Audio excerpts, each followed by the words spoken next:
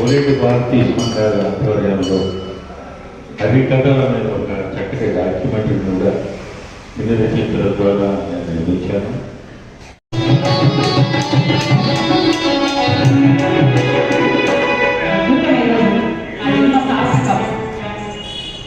శ్రీ పూర్ణ యజ్ఞ కళాపీఠం వారు నిర్వహిస్తున్న 114వ జయంతి ఉత్సవాలను శ్రీ ముట్నూరి యజ్ఞనారాయణ శర్మ గారి జయంతి ఉత్సవాలను అత్యద్భుతంగా 5 సంవత్సరాల నుంచి నిర్వహిస్తున్నారట.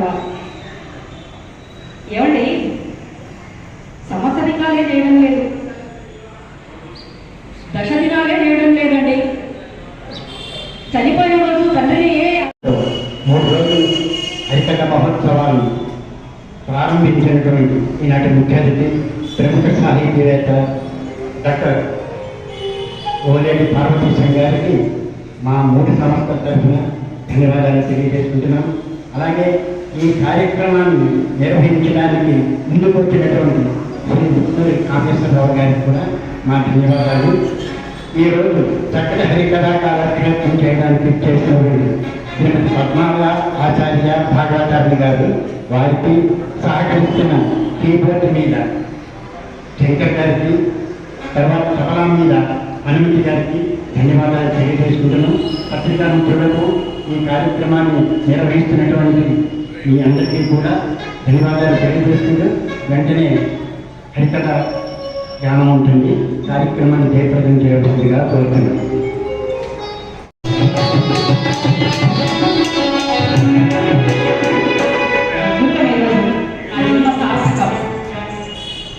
శ్రీ పూర్ణ యజ్ఞ కళాపీఠం వారు నిర్వహిస్తున్న 114వ జయంతి ఉత్సవాలను శ్రీ ముట్నూరి యజ్ఞనారాయణ శర్మ గారి జయంతి ఉత్సవాలను అత్యద్భుతంగా 5 సంవత్సరాల నుంచి నిర్వహిస్తున్నారట. ఏమండి, సంవత్సరికాలే చేయడం లేదు, దశ దినాలే చేయడం లేదండి. చనిపోయిన రోజు తండ్రిని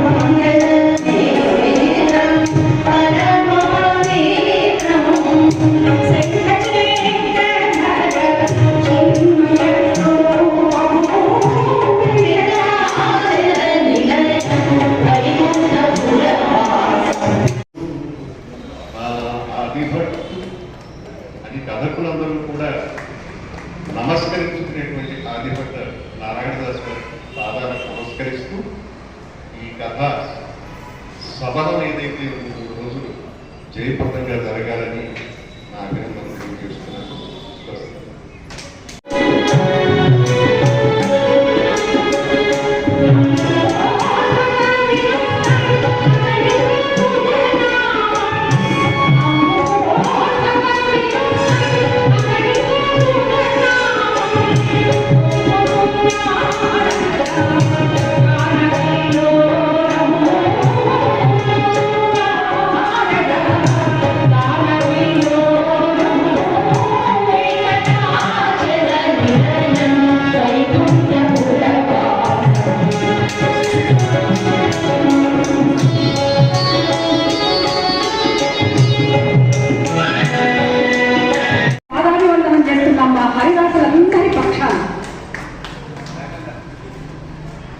ఈ కార్యక్రమాన్ని రసవత్తరంగా నిర్వహించడానికి చేయూతనందిస్తున్న కిన్నెర ఆర్ట్స్ థియేటర్ మా రఘురామ్ సార్, కిన్నెర రఘురామ్ గారు, వారి గురించి ఎంత చెప్పినా తక్కువే సార్.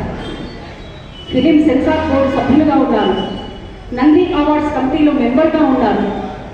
ప్రతి సంవత్సరం రమణాచారి గారి జన్మదినోత్సవాన్ని పురస్కరించుకొని గత 15 సంవత్సరాల నుంచి హరికథా మహోత్సవాలను నిర్వహిస్తూ మా హరిదాసులందరికీ కడుపు నిండా తిండి పెట్టారు.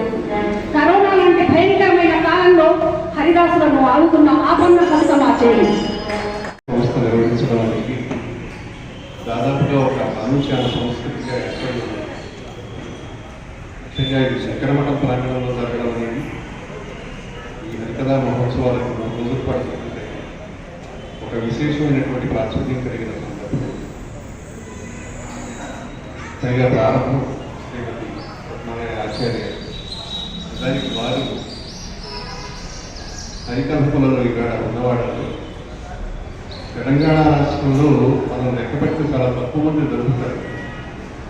సంఖ్య ఎంతైనా ఉండవచ్చు, కానీ ఆ హరికథ చెప్పేటువంటి సమర్థతలు, ఆ కథను నిర్వహించేటువంటి పద్ధతి, ఆ కథ భక్తి కట్టేలా చెప్పడానికి కావలసిన సారస్వత పరిజ్ఞానం, సంగీత పరిజ్ఞానం, నృత్యంలోని అభినవేశం, ఈ 3 ఉంటే తప్ప హరికథ భక్తి కట్టేటువంటి అవకాశాలు లేదు. ఎందుకంటే ఇది సకల కళల సమాహారం.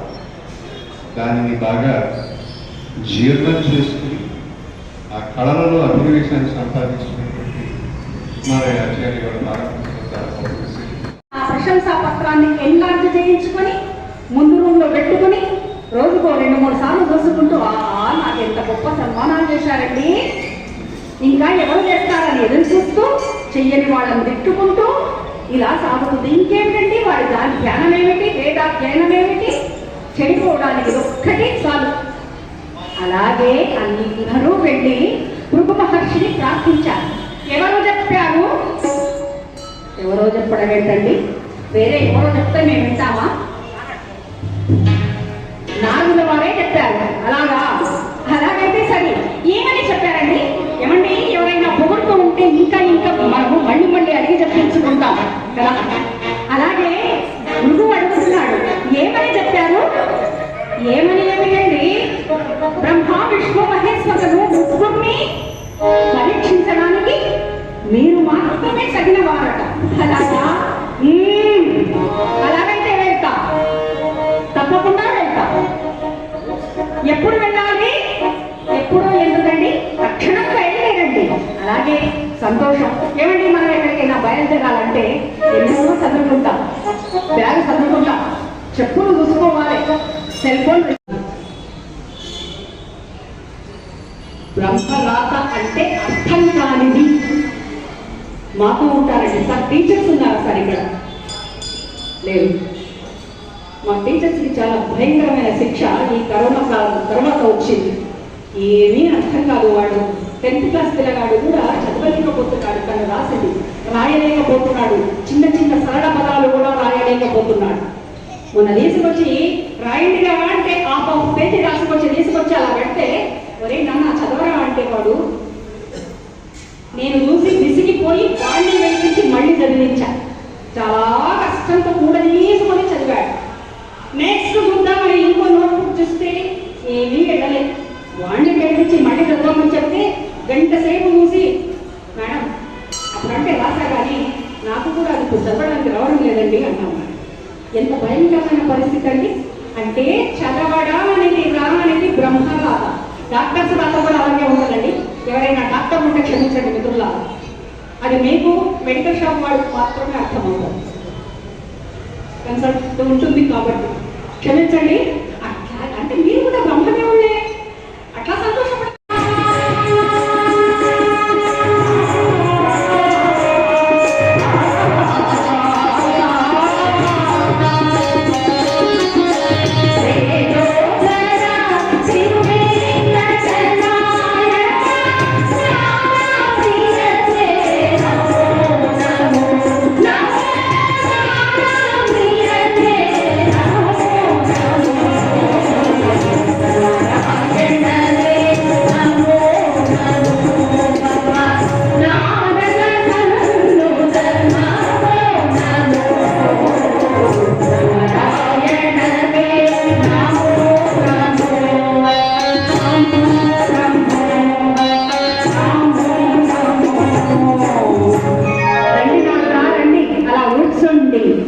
కూర్చుంటానయ్యా, కానీ ఏ దేవుడి కోసం మీరు ఇంతగా యజ్ఞయాగాలు చేస్తున్నారు? మీరు చేసిన యజ్ఞ ఫలాన్ని ఎవరికి సమర్పించబోతున్నారు? అదేంటి నారదా, బ్రహ్మ విష్ణు మహేశ్వరులు అని ముగ్గురు ఉన్నారు కదా త్రిమూర్తులు. ఆ ముగ్గురిని మేము సమర్పిస్తాం. ఎంత పిచ్చివాడండి, నాకేం పట్టింది, మిగతా ఇద్దరు చూసుకోను అనుకుంటాడు ఈశ్వరుడు. అయ్యో మిగతా నేను చాలా బిజీగా ఉన్నానండి, ఆ మిగతా ఇద్దరు చూసుకుంటారులే అని అనుకుంటారు మరొకరు. అందుకని పొత్తులో బేరం వద్దు. బ్రహ్మ విష్ణు మహేశ్వరులలో ఎవరు శాంత గుణ ప్రధానుడో తెలుసుకోండి. అది ఎట్లా తెలుస్తుంది నారదా? మీరే పరీక్షించాలి. మాలో ఎవరు వెళ్ళి పరీక్షించగలరు? నారదా నారదా అట్లాంటి శాంత గుణ ప్రధానుడు ఎవరో చెప్పరాదా? మీరే ఒకరి చెబితే లాభం లేదు. ఏమండి, అతడెవరో తింటే మనం కడుపు నిండుతుందా? నిండదు కదూ. అనుభవైక వేద్యం అంటారు. అందుకే దాన్ని తెలుసుకోవాలి. మీరే వెళ్ళి. ఎవరు వెళ్తారు నారదామాలో? ఏమండి, ఎవరింటికన్నా వెళితే మనం ఏకంగా లోపలికి వెళ్ళిపోం కదా, బయట నిల్చుంటాం, పిలుస్తాం, కాలింగ్ బెల్ ఉంటే అది నొక్కుతాం. వాళ్ళు రండి లోపలికి అంటే అప్పుడు కదా వెళ్తాం. అలాగే బయటే నిల్చున్నాడు బ్రహ్మలోకం చేరుకొని భృగువు. చూశాడు, ఎవరు పలకరించడంలే. ఎవరి ఆనందంలో వాళ్ళు ఉన్నారు. సకల చరాచర సృష్టికారక బ్రహ్మదేవ ధాత విధాత అమ్మా సరస్వతి శారద సకల కళా నీలద ఆ కోణము లేదా తల్లి? కోపం వచ్చింది. తనకు పిలవలేదని, పిలిచి కూర్చుండలేదని ఆ కోపంతో విర్రవీగుతూ కలియుగ రక్షణ భారాన్ని తల మీద వేసుకొని వస్తే కలియుగ రక్షణాశ్రమము చేయవచ్చిన మా ఆహ్వానము లేదు సరిగదా. సతి సంగీతమే ఘనమానే విధాతనని విష్ణుపుత్రుడనని వినవే. ఇతడు రజోగుణుడు ఆలయమును అర్చనను అభిషేకమును ఉండకపోవుగా. బ్రహ్మదేవా, ఎంత గర్వంతో విడిసిపడుతున్నావు? కలియుగ రక్షణ భారాన్ని తల మీద వేసుకొని వస్తే కన్నెత్తి చూడవా, కన్నెత్తి పలకరించవా? రేపటి నుంచి నీకు భూలోకంలో అర్చనలు, ఆలయాలు, అభిషేకాలు ఉండకపోవుగాక. 10 కిలోమీటర్ల దూరంలో ఆనంద నిలయాన్ని స్థాపించి అనాథ శరణాలయం, వృద్ధాశ్రమం, వేద పాఠశాల, గోశాల, దేవాలయం మొదలైనవన్నీ నిర్మించి నిరంతరం దాని అభివృద్ధి కోసం పాటుపడుతూ ఇప్పటి ముప్పడిగా విద్యార్థులను తయారు చేస్తూ ఉన్న వారి ప్రతిభ అనన్య సామాన్యం. అంతరించిపోతున్న కళ నాటక కళ, దాని ఉద్ధరణకు నడుం బిగించి సురభి నాటక సమాజాన్ని విశ్వవ్యాప్తంగా నిలిచారు వారు. అట్లాంటి శ్రీ రమణాచారి గారి హరిదాస హృదయ విహారి కేవి రమణాచారి అని అనుకుంటాం మేమందరం. వారికి ప్రణామాలు అర్పించుకుంటూ కథాపూర్వకులు పూజ్యులు మా నాన్నగారు శేషభట్ట నరసింహాచార్య వారికి పాద ప్రణామాలు అర్పించుకుంటూ ఎదురుగా కూర్చున్నారు గురువు గారు శ్రీరామ్ భట్టారు గారు. వారికి పాద నమస్కారం చేసుకుంటూ అధ్యక్షులు కిన్నెర ఆర్ట్స్ థియేటర్స్ అధ్యక్షులు ప్రభాకరరావు గారికి ధన్యవాదాలు చెప్పుకుంటూ వనం శంకరయ్య గారు కూర్చున్నారు అక్కడ. అశీతి పూర్తి మహోత్సవంలో నా హరికథ పెట్టించి డాక్టర్ సి నారాయణ రెడ్డి గారిని కట్టి పడేసి అలా కూర్చోబెట్టారు 2 గంటల పాటు. డాక్టర్ సి నారాయణ రెడ్డి గారి ముందు నేను హరికథ చెప్పానని గర్వంగా చెప్పుకునే అవకాశం నాకు కల్పించారు వారు. ఇంకా ఎందరో మహానుభావులు అందరికీ చేతులెత్తి ప్రణామం చేసుకుంటూ కార్తీక మాసంలో వారు చెప్పినట్టుగా, పార్వతీశం గారు చెప్పినట్టుగా శివుడికి కేశవుడికి ఇద్దరికి అత్యంత పవిత్రమైన విశిష్టమైన మాసం కార్తీక మాసం. ఎంత తమాషా, వెంకట రమణుడు అని అంటాం మేము, వెంకటేశ్వరుడు అంటారు వాళ్ళు. ఎవరైతేనే శివరూపమన్నా విష్ణు రూపమన్నా వెంకటేశ్వరుడే. ఆ వెంకటేశ్వర ఆవిర్భావ ఘట్టంతో నన్ను ఈ కార్యక్రమాన్ని మొదలు పెట్టించడం వారి విశిష్టం.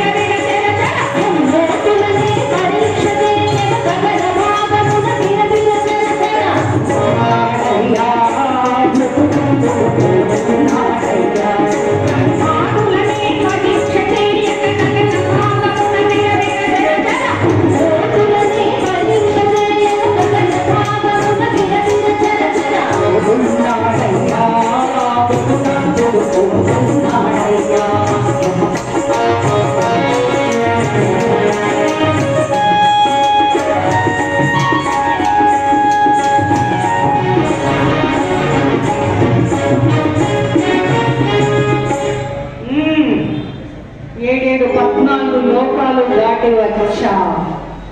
ముందుగా ఎక్కడికెళ్ళా బ్రహ్మ విష్ణు మహేశ్వరుడు అంటారు కదా, బ్రహ్మలోకానికి వెళ్ళా. సత్యలోకం వైపుగా దారి చేశాడు. సత్యలోకం చేరుకొని, సత్యలోకం అంటే బ్రహ్మలోకం కదూ, సత్యలోకం చేరుకొని అలా చూస్తే బ్రహ్మదేవుడు కొలువై ఉన్నాడు నవబ్రహ్మలతో. అలా ఎత్తైన ఆసనం మీద ఆయన కూర్చొని పుర్రెలన్నీ ముందల పోసుకొని ఒక్కొక్క పుర్రెను చేతిలోకి తీసుకుంటున్నాడు. ఎవడు యోగి, ఎవడు రోగి, ఎవడు జోగి, ఎవడు విరాగి, ఎవడు వైరాగి,